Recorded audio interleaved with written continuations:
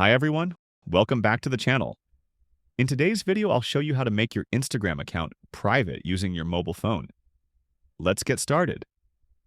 First, open the Instagram app on your mobile and make sure you're logged into your account. Once you're in, go to your profile by tapping your profile picture in the bottom right corner. Next, tap the three horizontal lines in the top right corner and select Settings and Privacy. Scroll down and tap on Account Privacy. Here, you'll see an option that says Private Account.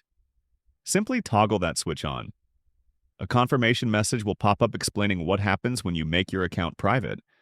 Only your followers will be able to see your posts and stories. Tap Switch to Private to confirm. And that's it. Your Instagram account is now private. If you found this tutorial helpful, don't forget to like and subscribe to the channel for more tutorials. Thanks for watching.